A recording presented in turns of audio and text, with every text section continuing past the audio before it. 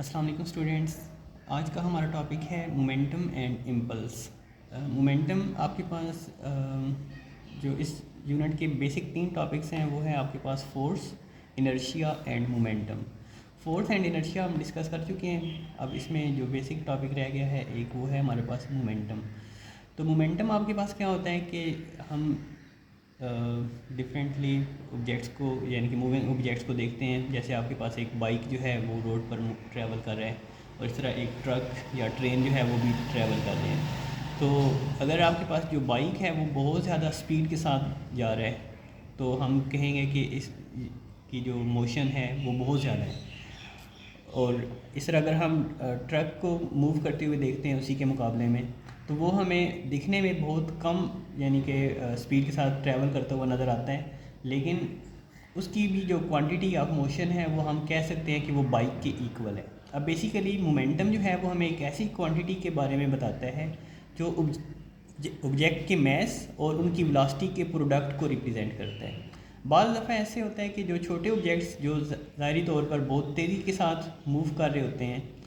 उनका हमें लगता है कि उनकी क्वांटिटी ऑफ मोशन बहुत ज़्यादा है, लेकिन जो आपके पास हैवी ऑब्जेक्ट जैसे आपके पास कोई ट्रक या आपके पास कोई ट्रेन है वो ज़ाहरी तौर पे बेशक स्लोली मूव कर रहे हो, लेकिन उनका जो हैवी मैस है वो हमें इस काबिल बनाता है कि उनकी जो क्वांटिटी ऑफ मोशन है वो उससे यानी कि ज़्यादा हो सकती है।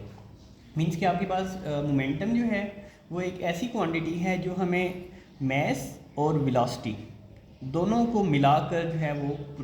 रिप्रेजेंट करना होता है। या एक ऑब्जेक्ट का जो मोमेंटम होता है वो आपके पास उसके अंदर मोशन की ऐसी मकदार होती है जो उसकी वेलोसिटी के ऊपर भी डिपेंड कर रही होती है और उसके मैस के ऊपर भी डिपेंड कर रही होती है। बाज़ दफ़ा जो छोटे मैसेज होते हैं वो अपनी ज़्यादा वेलोसिटी की वजह से इस चीज़ को इंक्रीज़ करते हैं और जो हैवी ऑब्जेक्ट्स होते हैं उनकी वेलोसिटी कम होती है लेकिन आपने हैवी मैस की वजह से इस क्वांटिटी को इंक्रीज़ कर लेते हैं। यानी कि आपके पास जो मोमेंटम है अगर हम इसको मैथमेटिकली लिखते हैं तो इसको हम पी से रिप्रेजेंट करते हैं and it is the product of mass and velocity. तो ये फार्मूला ज़ाहिर करता है कि जो मोमेंटम ऑफ द ऑब्जेक्ट है वो मैस के ऊपर भी डिपेंड करता है और वेलोसिटी के ऊपर भी डिपेंड करता है। यानी कि जो हैवी ऑब्जेक्ट्स हमें ज़ाहिरी तौर पर कम स्पीड से या कम वेलोसिटी से मूव करते हुए नज़र आते हैं उनका भी मोमेंटम या उनकी भी जो क्वांटिटी ऑफ मोशन होती है वो ज़्यादा होती है और उसकी रीज़न क्या होती है, उनका मैस। अब इसकी एग्जांपल हम यूँ भी अंडरस्टैंड कर सकते हैं कि हमें कैसे पता होगा कि आपके पास जो ट्रक है वो बेशक स्लो स्पीड के साथ है, उसका मोमेंटम ज़्यादा कैसे हम जो है वो प्रूफ कर सकते हैं। तो इसकी एक सिंपल एग्जांपल ये है कि अगर हम एक दीवार के साथ जो है वो एक बाइक को भी स्ट्राइक करवाएं और एक ट्रक को भी स्ट्राइक करवाएं तो जो आपके पास बाइक है वो इस दीवार को बहुत कम डैमेज करेगा, जबकि उतनी ही स्पीड के साथ जब ट्रक आकर यानी कि आपके पास जब ट्रक जो है वो इस दीवार के साथ आके हिट करेगा तो वो इस दीवार को ज़्यादा डैमेज करेगा। मीन्स कि आपके पास जो हैवी ऑब्जेक्ट्स होते हैं वो अपने बड़े मैसेज की वजह से अपने अंदर क्वांटिटी ऑफ मोशन को या जो इफ़ेक्ट ऑफ मोशन होता है उसको इंक्रीज़ कर लेते हैं। ठीक है, तो अब इसको बुक के अकॉर्डिंग एक दफ़ा डिस्कस कर लेते हैं। कहते हैं suppose that a bicycle rider and a heavy truck are moving with the same speed which can be stopped easily depends on the quantity of motion the moving body। Means कि आपके पास यहाँ पर 2 examples दे रहे हैं कि एक आपके पास bicycle है और एक आपके पास हैवी ट्रक है, दोनों सेम स्पीड के साथ मूव कर रहे हैं तो हम उनको आसानी से रोक सकते हैं। अब ये डिपेंड करता है कि उनकी मोशन कितनी है। अगर आपके पास वो सेम स्पीड जो है वो बहुत ज़्यादा है तो फिर हम बाईसाइकिल को तो रोक पाएंगे किसी हद तक, लेकिन ट्रक को जो है वो नहीं रोक पाएंगे। लेकिन अगर वो सेम स्पीड जो है वो कम है तो हम बाईसाइकिल और ट्रक दोनों को जो है वो इजीली स्टॉप कर सकते हैं। It is our common observation that quantity of motion in a moving body depends on its mass and velocity. ये हमारी कॉमन ऑब्जर्वेशन है कि आपके पास जो ऑब्जेक्ट की मोशन जब हम ऑब्ज़र्व करते हैं तो वो हम उसके मैस के लिहाज से और उसकी वेलोसिटी के लिहाज से जज करते हैं। बाज़ दफ़ा जो हैवी ऑब्जेक्ट्स जो हमें यानी कि जब वो बहुत तेज़ी से मूव कर रहे हैं तो वो हमें इतने ज़्यादा जो है वो मोशन में नज़र नहीं आते हैं। मीन्स कि अगर आपके पास एक ट्रक और एक बाइक जो है वो रोड के ऊपर ट्रैवल कर रहे हो और दोनों बहुत ज़्यादा स्पीड के साथ जा रहे हो तो फिर हमें जो बाइक है उसकी स्पीड ज़्यादा अपीयर होगी क्योंकि उसका छोटा मैस है, लेकिन एक्चुअल में जो ट्रक है उसकी जो क्वांटिटी ऑफ मोशन है वो ज़्यादा है क्योंकि उसकी एक तो वेलोसिटी भी ज़्यादा है क्योंकि वो बाइक के साथ इक्वल वेलोसिटी के साथ मूव कर रहा है और साथ में उसका मैस भी ज़्यादा है। मीन्स कि आपके पास जो हम ऑब्जेक्ट की मोशन को ऑब्ज़र्व करते हैं तो हम उनके मैस और वेलोसिटी दोनों को लेकर चलते हैं। ठीक है, greater is the mass the greater will be the quantity of motion. जितना एक ऑब्जेक्ट का मैस ज़्यादा होगा इतनी ही उसकी जो क्वांटिटी ऑफ मोशन है वो ज़्यादा होगी। Similarly greater is the velocity the greater will be the quantity of motion. और इस तरह अगर एक ऑब्जेक्ट की वेलोसिटी ज़्यादा है तो उसका जो क्वांटिटी ऑफ मोशन या उसका जो मोमेंटम है वो उतना ही ज़्यादा होगा। This quantity of motion is called momentum and is denoted by P. और ये जो आपके पास यानी कि एक ऑब्जेक्ट की मोशन को हम इस तरह से ऑब्जर्व करें कि उसकी मैस और वेलोसिटी दोनों को साथ लेकर चले, यानी कि दोनों को जो है वो डिस्कस करें, तो ऐसी जो क्वांटिटी ऑफ मोशन है वो आपके पास मोमेंटम कहलाती है और इसको हम पी से डिनोट करते हैं। And it is defined as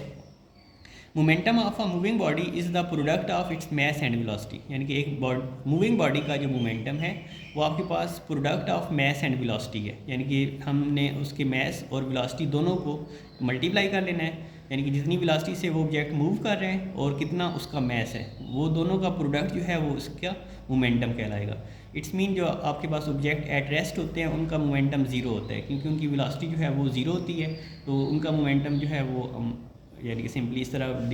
find कर सकते हैं कि हमें उनका मैस फाइंड हो और वेलोसिटी जो है वो ज़ीरो होगी, तो इट्स मीन उनका मोमेंटम भी, यानी कि मोमेंटम के लिए बॉडी का मूव करना ज़रूरी है, यानी कि अगर आपके पास ऑब्जेक्ट मूव नहीं कर रहा तो उसका मोमेंटम भी नहीं है। Like velocity, momentum is also a scalar quantity, vector quantity. The SI unit of momentum is kilogram meter per second and it can also be written as Newton second. ये Newton second हम इसका जब formula एक हमने next derive करना है तो हम बताएंगे कि मोमेंटम को न्यूटन सेकंड के अंदर कैसे जो है वो मेजर करते हैं। वैसे यहाँ से तो इसका जो यूनिट है वो kilogram metre per second easily हम चेक कर सकते हैं कि मैस का यूनिट किलोग्राम होता है और वेलोसिटी का यूनिट मीटर पर सेकंड होता है, तो ये आपके पास बन जाएगा किलोग्राम मीटर पर सेकंड। अब नेक्स्ट हम जब इसकी इक्वेशन डिराइव करेंगे तो उसमें हमारे पास उस फार्मूले से हम ये प्रूव कर सकते हैं कि kilogram metre per second is also equal to Newton second. ठीक है, इसके बाद नेक्स्ट है हमारे पास जो इसका सेकंड टॉपिक था इम्पल्स, यानी कि आपके पास जो इम्पल्स है वो आपके पास फोर्स का इफ़ेक्ट है with for very short interval of time. Means कि जैसे हम क्रिकेट बॉल को जब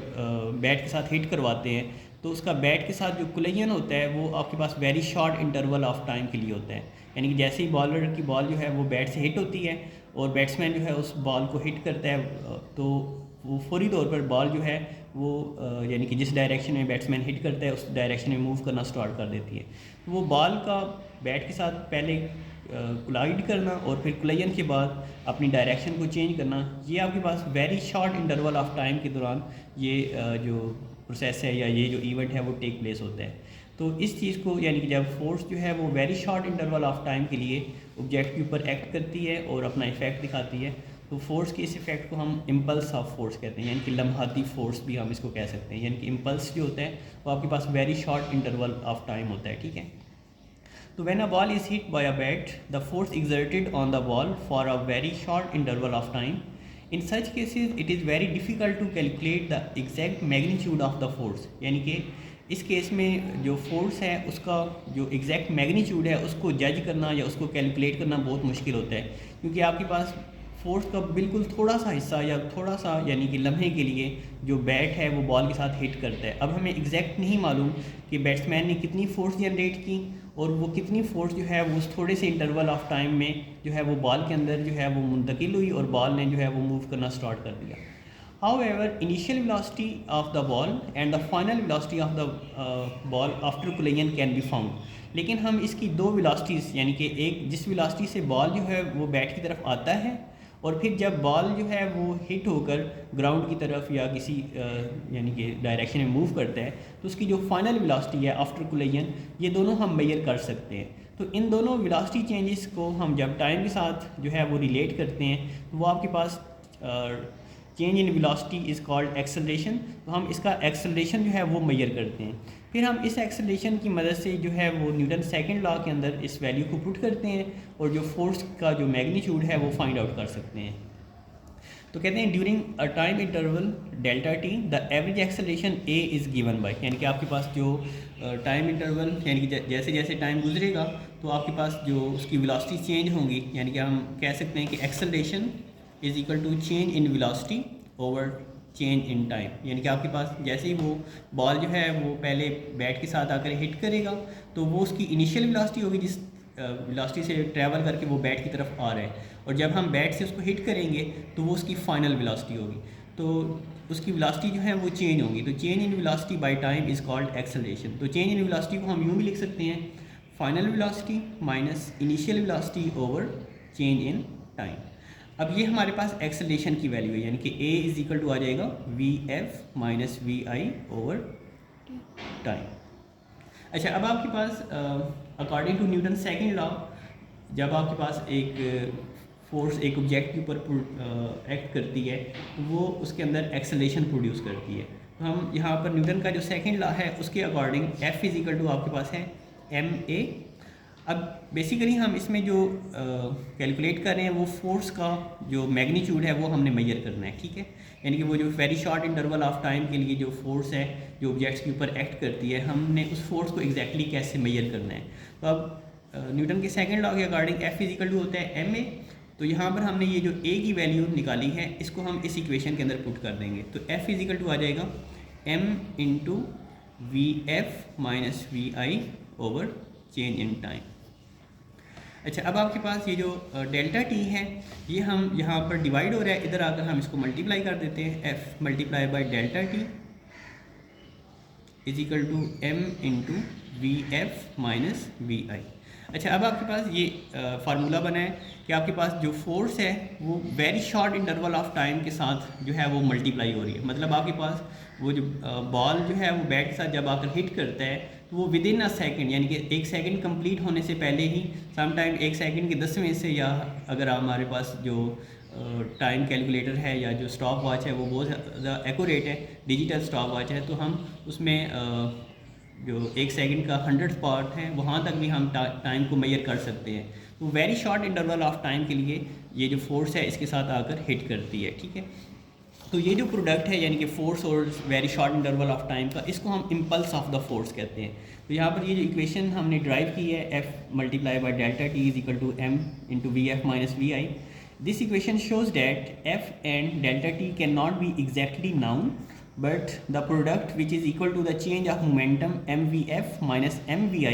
can be calculated। यानी कि ये जो चीज़ है ये तो हमें एग्जैक्ट फाइंड आउट नहीं हो सकती, यानी कि टाइम भी बहुत शॉर्ट होता है और फोर्स भी अभी पूरी तरह उसके ऊपर अमल नहीं करती, ठीक है। यानी कि फोर्स भी अभी तक उसके ऊपर पूरी तरह हावी नहीं हुई है, यानी कि जैसी जो बैट वो है वो हिट करता है बॉल को तो वो फौरी तौर पर ट्रैवल करना शुरू कर देता है, यानी कि बैट की सारी फोर्स उसके अंदर अभी मुंतकिल नहीं होती है। तो ना तो हमें फोर्स का एग्जैक्ट मैग्नीट्यूड मालूम है और ना ही टाइम का, लेकिन इस तरफ ये जो आपके पास मैस ऑफ द बॉल और उसकी फाइनल वेलोसिटी और इनिशियल वेलोसिटी ये हमें फाइंड आउट है। तो हम इस हिस्से को यूज़ करके जो आपके पास इसका जो लेफ़्ट साइड है यानी कि F multiply by delta T, इसको हम कैलकुलेट कर सकते हैं। But the product which is equal to the change of momentum यानी कि M V F minus M V I can be calculated. For such cases the product f multiply delta t is called